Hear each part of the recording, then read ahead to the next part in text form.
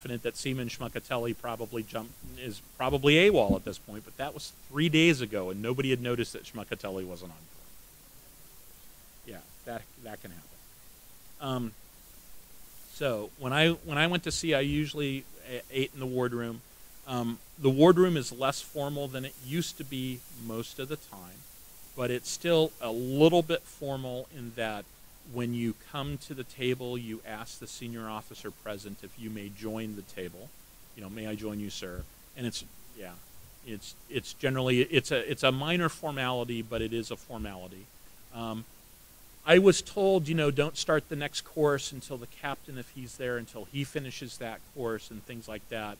In practice, though, most of the time when you're at sea, everybody's rushing to eat, to go off and go on watch, et cetera, et cetera. There was a lot of things I was told about how the wardroom works that I discovered that in practice it doesn't quite really work that way. That if you read the manual, it says it works that way, but practical considerations generally trump that. Also, like if you've ever watched on a show where they're shooting planes off the front of the aircraft carrier, and you see this nice crisp, clean salute from the pilot in the airplane, and you see, you know, a crisp response from the catapult officer on the deck. Yeah, I never saw that. Sometimes you get a wave. I mean, there's something that they do to say, yeah, I'm ready, and there's something the other guys do to say, yeah, we're going to shoot you now. But that nice, crisp, clean salute is something they do when they know there's a camera there.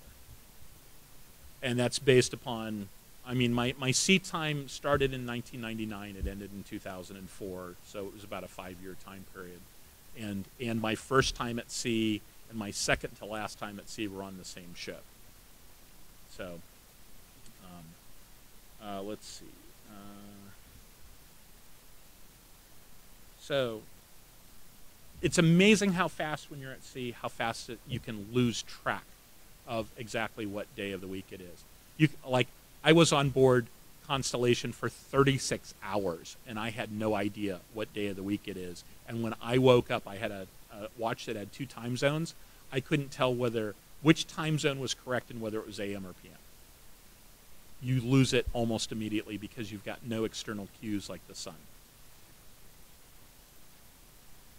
Actually, you know what? I was on 24. I had a watch that had digital and analog, and I didn't know whether the analog was AM or PM.